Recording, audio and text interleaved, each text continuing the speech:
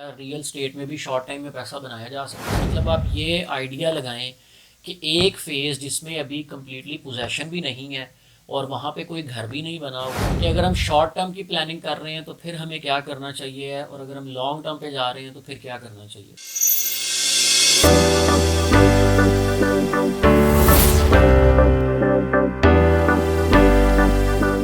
जी अस्सलाम वालेकुम, मेरा नाम असदुल्ला अवान है और बाहू स्टेट के प्लेटफॉर्म से मैं आपको खुशामदीद कहता हूँ। जैसा कि आप मेरे वीडियोस को देखते रहते हैं, मैं DHA लाहौर रियल स्टेट की मार्केट को कवर करके आपको बताता रहता हूँ कि क्या अभी हमें इन्वेस्टमेंट करनी चाहिए या थोड़ा और वेट करना चाहिए।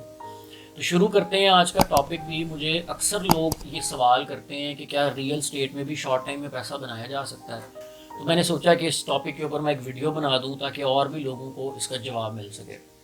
देखें, सबसे पहली बात तो ये है कि शॉर्ट टर्म कुछ भी नहीं होता। मतलब अगर कोई डीलर आपको ये बोलता है कि आप अभी ये प्लॉट ले लें, ये महीने बाद इसमें 40 लाख डाल जाएगा, तो वो मैं समझता हूँ कि वो झूठ होता है। मतलब ऐसा कोई इतनी तेज़ी नहीं आई होती कि आपने अभी चीज़ ली है और वो बहुत जल्दी फ़ायदा दे दें। हाँ, शॉर्ट टाइम मैं उसको कंसीडर करता हूँ जो एटलीस्ट 6 to 8 मंथ्स हो, वो शॉर्ट टाइम मैं कंसीडर करता हूँ। अब लोगों का माइंडसेट ये होता है कि शॉर्ट टाइम शायद 1 महीना है। मेरे नज़दीक शॉर्ट टाइम महीने 6 से 8 होंगे। तो उसके नज़दीक आपको इन्वेस्टमेंट और किस्म की करनी है। और जो असल फ़ायदा लोग उठाते हैं वो वही लोग हैं जो लॉन्ग टर्म की सोच रखते हैं।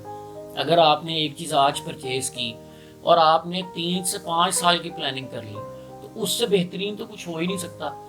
और आप अपनी इन्वेस्टमेंट की एक आदत बनाएं। जितनी अर्ली एज में जितनी जल्दी आप इन्वेस्टमेंट करना शुरू करेंगे, आप उतना अच्छा बेनिफिट हासिल करेंगे और बहुत जल्द करेंगे। मतलब अगर आप आज से इन्वेस्टमेंट करते हैं और अपनी प्लानिंग्स को आप 3 से 5 साल में मोल्ड कर देते हैं और अपने गोल्स सेट कर देते हैं कि हमने इतना पैसा इन्वेस्ट करना है और इससे हमने ये बनाना है। देखिए, जब हमारे पास एक्स्ट्रा पैसे होते हैं ना, तो हम उसको फजूल यहाँ वहाँ खर्च कर देते हैं, स्पेंड कर देते हैं।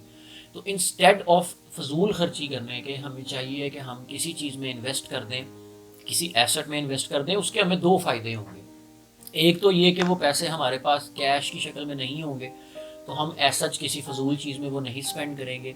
और सेकंड, जो हमने एसेट लिया होगा वो with the passage of time grow करेगा। तो अपनी इन्वेस्टमेंट की आदत बनाएं, उससे हमें बहुत अच्छा फ़ायदा होगा।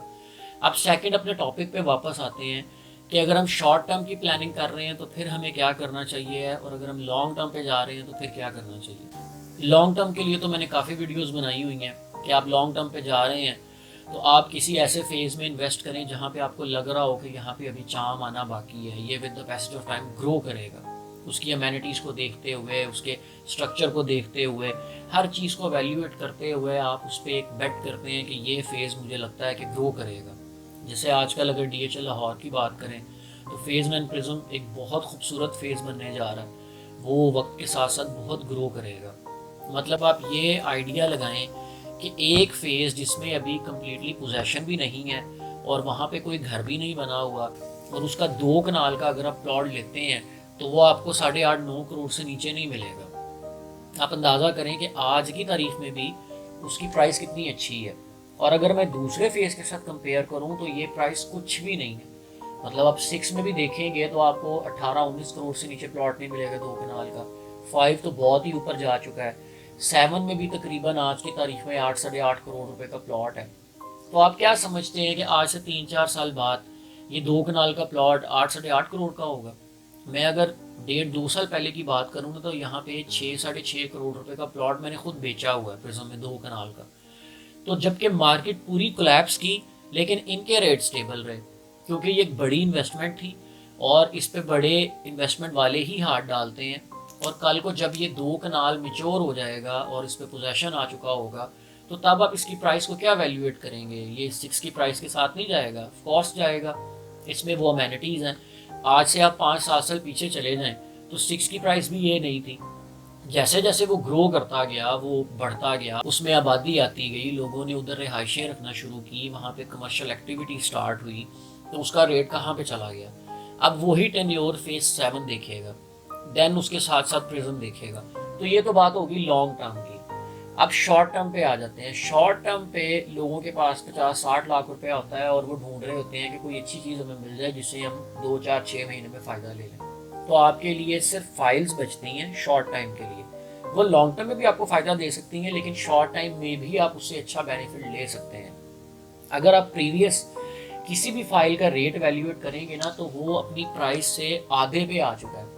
फेज 7 का आप रेट चेक कर लें, वो 80 लाख तक गया था 5 मरले का, अभी आज की तारीख में वो 40 लाख रुपए का। आप DHA कोयटा को देख लें, वो एक 60 पे गया था, आज की तारीख में वो 44-45 लाख रुपए का। आप DHA 13 को देख लें, वो रेट 45-46 लाख रुपए पे गया था, आज की तारीख में वो 25-26 लाख रुपए का। तो मतलब ये जो सारी फाइल्स आप देख रहे हैं, ये शॉर्ट टर्म के लिए अच्छी ट्रेडिंग बन सकती हैं। आप इनको बाय करें और सिर्फ 6 से 8 महीने वेट करें। अब क्योंकि गवर्नमेंट भी स्टेबल हो चुकी है, अब चीज़ें आगे बेहतरी की तरफ जाएंगी। आप आज जो इन्वेस्टमेंट करेंगे 6-8 महीने में आपको फ़ायदा होगा। और अगर आप ये देख रहे हैं कि अभी इसमें और मज़ीद डाउनफॉल आएगा, तो वो मुझे नहीं लगता कि आएगा। ये अपने बिल्कुल लोअर रेट पे आके खड़ा हो चुका है, तो आपको रिस्क एक लेना पड़ेगा। देखें, वो एक कोट है ना, if you can not risk anything you risk even more. अगर आप कोई रिस्क ही नहीं ले रहे, तो फिर रिस्क तो आप बहुत ज़्यादा ले रहे हैं ना। जब आपने किसी चीज़ में स्टेप इन नहीं किया, तो वो आपको करना पड़ेगा। आप मुझे कॉल करें, मेरे साथ रब्ता करें, इंशाल्लाह हम कंप्लीट डिस्कस करेंगे अपने फंड्स को किस तरह से हमने इन्वेस्ट करना है, उसके ऊपर डिटेल डिस्कशन करेंगे। आई होप ये वीडियो आपको काफ़ी इन्फॉर्मेटिव लगी होगी। इस तरह की वीडियोस देखने के लिए मेरे चैनल को सब्सक्राइब कर लें और बेल आइकन के बटन को ज़रूर प्रेस कीजिएगा, ताकि आपको नोटिफाई होता रहे। नेक्स्ट वीडियो तक के लिए अल्लाह हाफ़िज़।